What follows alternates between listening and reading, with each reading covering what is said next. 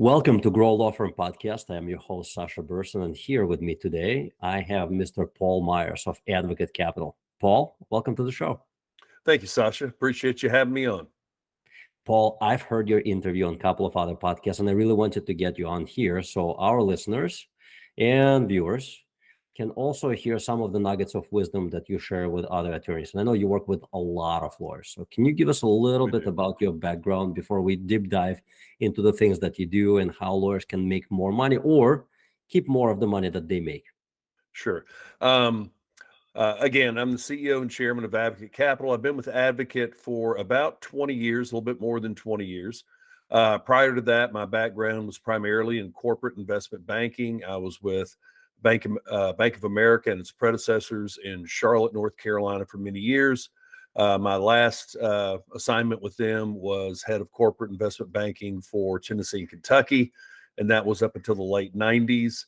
I was the CFO for a telecom company at the absolute worst time to be in the telecom world, right when the tech bubble burst, and then hooked up with Advocate Capital in around 2000 and met the founder and drew up their credit policy manual. They had one client. And so I ended up joining with them in late 2000, early 2001, and been with them ever since. So all we have done since then is to try to fulfill our mission of helping ever increasing number of plaintiff lawyers get even better results for their clients. How do you do that? Well, the way we help is we are advocates, no pun intended, for the plaintiff bar. We work solely with contingent fee plaintiff attorneys to try to provide them with the resources that they need, primarily to help them cover their case expenses. One of the biggest working capital needs that a plaintiff law firm has is to cover those case expenses. They, as you know, plaintiff attorneys almost always work on contingent fee basis, meaning that they don't get paid by their clients until the end of the case, whether it be a settlement or a verdict or whatever may result in a financial return for their clients. That's when they get paid. So all of the upfront expenses, the specialty witnesses, the depositions, the filing fees, everything for those cases are borne by these plaintiff law firms. And that's a huge drain on their working capital. Most of our clients have 500,000, $1 million, $1.5 million and up of their own money tied up in these cases. So what we help them do is unlock that a little bit, give them the working capital that they need to cover those case expenses and enable them to grow their firm, keep helping more and more of their clients, that kind of thing. That's super interesting. How do you securitize that capital if you do at all? I guess if you look at it from the standpoint of how we obtain our capital, we're a wholly owned subsidiary now of a large regional bank called Pinnacle Bank. It's headquartered here in Nashville, Tennessee. For many years, we had a consortium of senior debt lenders who provided us funds, of which one was Pinnacle. Pinnacle acquired us in mid 2019. So our access to capital, I don't want to say is unlimited, but it's pretty strong. Pinnacle is about a $40 billion in asset bank, really well regarded, very successful. So our ability to access the capital is not unlimited, but pretty close to it relative to the industry that we serve. And the way we structure our deals, we really underwrite a lot like a bank. We don't try to look at what cases our clients have, how much they might win, what their win-loss percentage has been in the past. We look at their historical ability to generate fee income, build net worth, and pay their bills. And we look at their historical ability to do those three things based on numbers and make the assumption that if they've been able to do that at that level in the past, they should be able to continue it. So we use those kind of data points to help us establish, A, is this a law firm with which we should do business? And B, if so, what size line of credit makes sense for that law firm? When you turn down prospective borrowers, what are the main three reasons you do so? I would say the main three would be, well, sometimes they are extremely new. Maybe they just started their own shop. They hung out a shingle. They don't have much net worth, and they're just starting. Those law firms are harder to underwrite. But for an established law firm, the main reason that we have a difficult time proceeding is either A, their personal credit score, because most of these plaintiff law firms are not huge corporate law firms that have 200-300 attorneys. Most of them have 1 or 2 or 3 partners that own the law firm and maybe 5 to 10 lawyers on staff. So a lot of times what you see there is if they've grown too quickly. Maybe they're over levered. Maybe they have too much debt from other lenders. There are a lot of lenders in the plaintiff bar space that will over leverage a potential firm. And so a lot of times they'll come to us and say, hey, we like your product. We like your value proposition. We like what you're trying to do. We want to do business with you. And maybe we look at them and we say, yeah, we could underwrite you for about a $500,000 or $600,000 line of credit, but they owe another lender $1 million or $1.5 million. That makes it really challenging for us to step in and take over that relationship, because one of the requirements that we have is that we obtain a first priority lien on the firm's accounts receivable. Mm-hmm. And if there's another lender with that lien, then of course you have to pay them out in order to get that first position. And so that could be challenging. So it's over leverage, it's lack of tenure, maybe credit score. Maybe they don't have a really good credit score. Although our credit score requirements are not astronomical. We usually look for a 620 credit score on the FICO scoring system. But those are probably the main 3 items that kind of block us from proceeding. And really, it's less usually of a credit function, Sasha, as to why we don't proceed. Usually it is what I like to call inertia.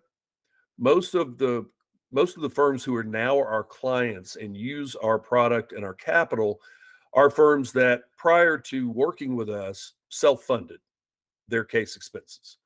Our average firm has about $500,000 in case expenses that they've invested into their cases. And it's usually over about 100 to 200 cases, our average firm.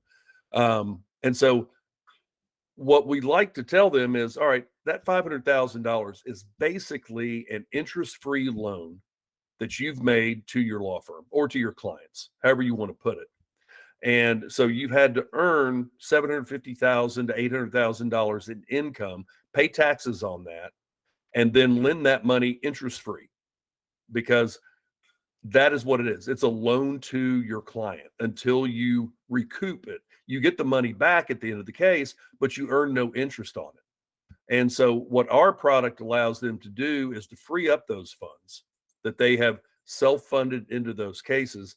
And if you use our AdvoTrack case expense funding service, which from an ethical perspective enables you to recoup not only the money that you put out for those case expenses, but also the interest and fees that you pay us, then all of a sudden the cost of capital for the cases that you win is 0. Because you recoup it from your plaintiffs. Exactly. From the proceeds of the case. And from an ethical perspective, every state that has opined on this type of approach to case expense funding has said it is ethical and allowed. Interesting. And the plaintiffs okay that as well. So they should Correct. know that, obviously. Right? Correct. And that's a very important point, Sasha, is that it is ethical, but most states, if not all of them, require some disclosure in the attorney-client agreement that say, almost all of these plaintiff attorney-client agreements will say, you're going to pay us X% of the settlement value of the verdict as a fee, and you also agree to reimburse us for case expenses, including but not limited to, specialty witnesses, depositions, accident reenactments, whatever it might be. And we encourage them to add something along the lines of, and if we choose to finance these case expenses with a finance company, you agree to reimburse us for the cost of that capital. Very interesting. So serendipitous. I just finished talking to a new client, a lady who's been practicing on the defense side, employment law for the last 23 years. Right. She's going on her own. And one of the questions that she's pondering upon, so she's going to start working on the plaintiff side. And everything is going to be on contingency base now. Right. So she's like, yes, I do have decent assets. However, how do I not drain those assets while building up a brand new business? Right. Well, it's a great question. I mean, there are a couple of things she needs to be. If she has if she has good net worth and she has a good credit score and she has some background in generating fee income in the practice of law, I mean, we may be a good fit for her. And I would say that, you know, when you go into it, the biggest challenge, if you're making that switch like she is from the defense to the plaintiff side, is the plaintiff side, of course, you're going to have to front all of that. I would say start slow, to the extent you can. Focus on cash flow and not necessarily huge growth. Take on cases where you feel comfortable that the resolution may be reasonably quick, build some track record, get some money coming in. And also, if you can, obtain a capital source other than your own, because we always encourage our clients and our prospective clients to build net worth outside the law firm. All too often, firms, especially that get on huge growth curves, plow everything they have back into the firm. It's very important for these folks to realize on occasion you got to take something out, put it aside outside the law firm, and build real net worth. And when we say real net worth, that doesn't mean necessarily art collections or jewelry or furniture. It means stocks, bonds, real estate equity, pay down personal debt, those kinds of things, because that kind of net worth will enable you to continue to lever. And because not just us, but most banks or other finance companies are going to look at net worth as a critical function. And most of them are going to discount, if not eliminate, values associated with art collections or furniture or jewelry, not because they're not worth something, but because they're not leverageable in the event of a downturn. Yeah, they're just not as liquid as Correct. the owners want to think that they are, Right. And right? again, not to say they're not valuable and not to say they're not good ancillary investments, but don't, you know, we've had a number of clients or prospective clients come to us and they've got millions of dollars associated with art collections. And we're like, that's great, but that's not what we're looking for. Now, if you have millions of dollars in art collection, but you have $4 or $5 million in stock and, you know, a few $1 million in real estate equity, you're probably pretty good. Got it. So for someone who is just starting out and then Mhm, going into a contingency fee type of arrangement, how mhm. would they go about obtaining capital? Because I assume there are quite a few lawyers who may be listening right now Right, who may be in that position. Like, I am right, starting a PI law firm. I've been working for a PI firm for the last 10 years now. I want to right. go on my own. I Yep. have some capital, but I do not have a capital to last for 2 years, Right, right? Or workers' law or employment law, rather. right. Like, how would you go about obtaining capital, operating capital for that? Well, I would, a lot of lenders, not necessarily banks, and this is where our niche kind of came about, is our niche of plaintiff lawyers is underserved by the traditional bank markets, primarily Mhm. because most of them don't understand the Mhm. value of a contingent fee account receivable. Most of them understand, all right, if you're a corporate firm and you're billing, I don't know, $5 million a month in billings, you're going to get paid the vast majority of that within 30 or 60 days. And that's an easier account receivable for a bank to understand, to get its head around, and to value, and to kind of figure out what that collateral is worth. Contingent fee accounts receivable are tougher because you have a right to receive payment for the work that you do, but you don't know how much it's going to be, nor do you know when it's going to happen. So what we've been able to do is figure out what that's worth. So I would say that a lot, taking your example, if you have an attorney who's been in this industry for 5, 10 years and they've worked for a firm, but they're ready to kind of go out on their own, hang their own shingle, to the extent that they can get from their existing firm the records of the fee income that they've generated, that's very important to be able to show some historical record of fee income generation. Now, I know it's not the financial statement or the tax return on their firm, but if they can get something certified, quote unquote, or even by an email from the firm that they're leaving that says, yes, this particular attorney was responsible for and generated X hundreds of thousands of dollars in fee income for our firm over the past years. That's something that at least we can hang our hat on a little bit. And if they have built up a reasonable amount of net worth and have paid their bills on time and their credit score is halfway decent, then that may be a relationship, even though it is quote unquote a startup, that we could step into and assist. Very interesting. I want to go off a tangent and think about this Sure. scenario. Let's imagine that you and I Mhm. are partners. We're principals in a law firm. Mhm. One of us, and we have a number of cases that are in various stages, Mhm. and all of them are contingency based. Right. One of us kicks the bucket. Mhm. The other one, and we do not have a buy-sell agreement in place, so there is no life insurance to buy out Right. the other shares. Right. Now the family is coming in. Let's say I'm the one who's dead, and my family comes and says, Paul, we want to sell off the firm. How do we determine the value of the firm when we have 17 cases Right. that are pending? Usually, As a banker, Yeah. how would you estimate the value of that pipeline of pending cases?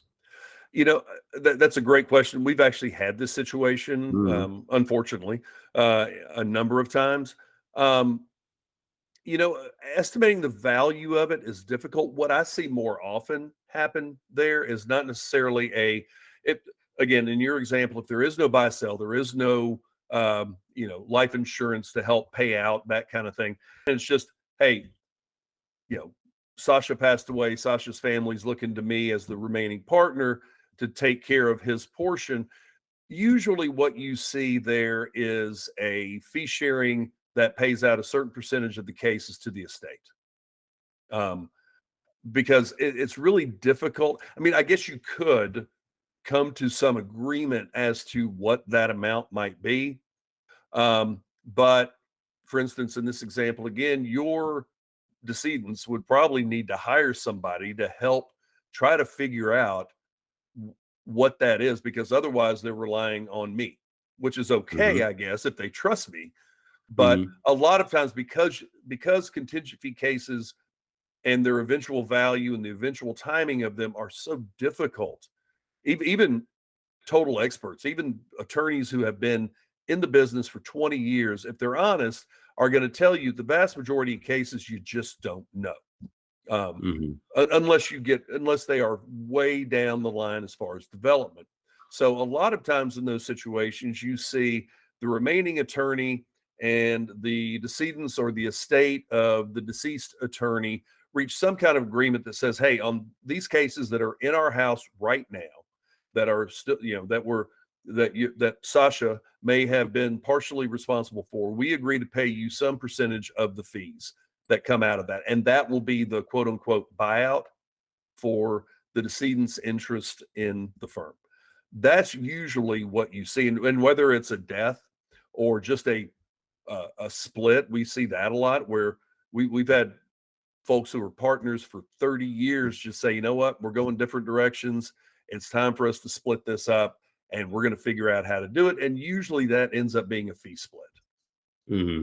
Super interesting. I always think about exit strategy, regardless of what leads to that exit strategy, whether it's a divorce within the business or death, or simply sometimes someone gets tired. Oh, yeah. Because I just don't want to do this anymore. It's been 23 years. I'm out. Well, and that's one of the things that that's one of the reasons why we highly encourage all of our clients, even if they're on a high growth curve, to really think about that. Because what you don't want to do is end up 65 or 70 years old and say, you know what, I'm tired, but everything I've got is totally tied up in this firm. I cannot walk away. And and the beauty of the plaintiff attorneys, for the most part, is they are zealous in their pursuit of justice for their clients, and they feel like I've always got to be doing this. But at some point, I think most of them do hit, as we all do, as I will, as you probably will at some point in your life, I'm going to hit a point where I'm like, you know what? This has been a lot of fun, and I've really enjoyed what I've done for a living, and I've helped a lot of people, and I've built things, but it's time for me to step back and not do this anymore. So I really encourage all of our clients, both from a business and more importantly, from a personal perspective, to be very cognizant of building net worth outside of that law firm, retirement plans and investments that are going to be long term and will take care of you when you're ready to step aside. Because even if you're 35 or 40 and you're blowing and going, at some point you're going to want to be there. You're going to want to step out and maybe, and I also encourage them get life insurance, because the worst thing I have seen, well, not the worst, but one of the most challenging, some of the most challenging situations that we have been in is when one or more of our attorneys pass away. Okay. And that debt is still there. That debt does not go away. And we are left working with a widow or a widower, trying to figure out how best to liquidate that debt. And that's nobody wants to be in that situation. That's a big problem. It is. It is a huge problem, and it's a personal problem, and it's a real challenge. I have not interviewed anyone else in this line of work, and I learned a ton of new things from you. Really Good. appreciate it. And I'm always like curious about like, how do you value debt? Like such a debt as like, not debt, pardon me. How do you value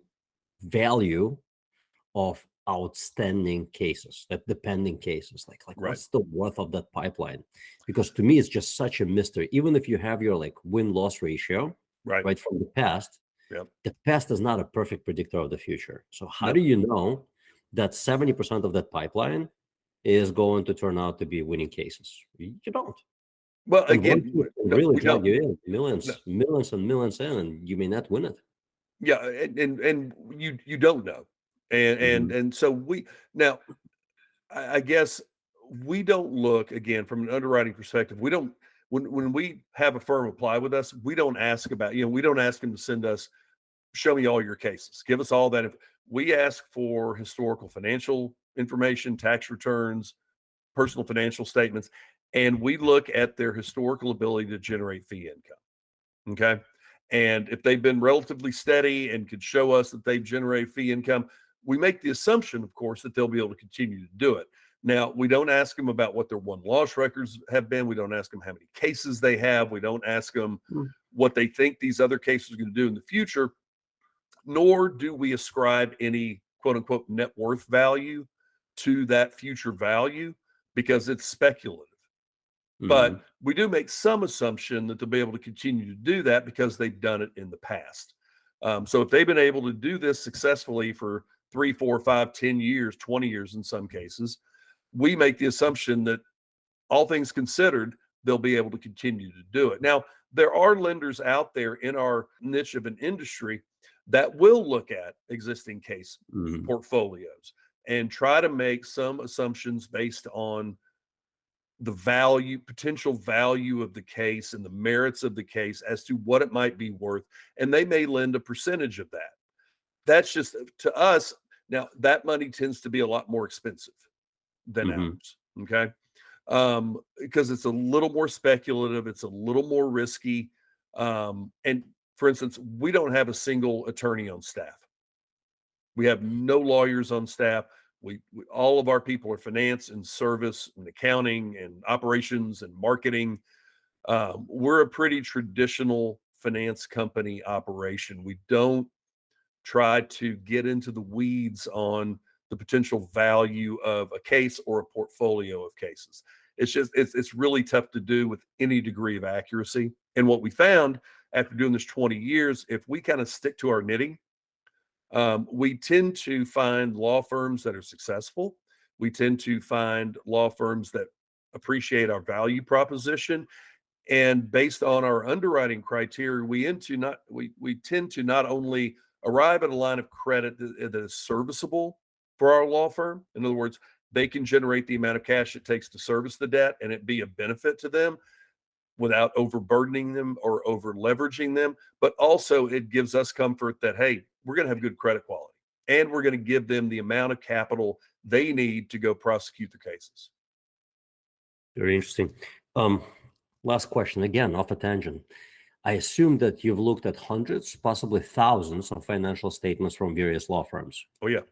What would you consider a properly financed law firm in terms of like what does their balance sheet look like in terms of asset versus liabilities, Right. long-term liabilities I'm talking about.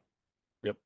Mhm. I would say law firms, especially plaintiff law firms, are a typical service-oriented business. In other words, they're not going to have a lot of fixed assets. I mean, they're not a manufacturing operation. They're not going to have a Right. ton of equipment and Yeah. facilities. They're going to have You know, desks and chairs and computers, and so the fixed assets are going to be negligible.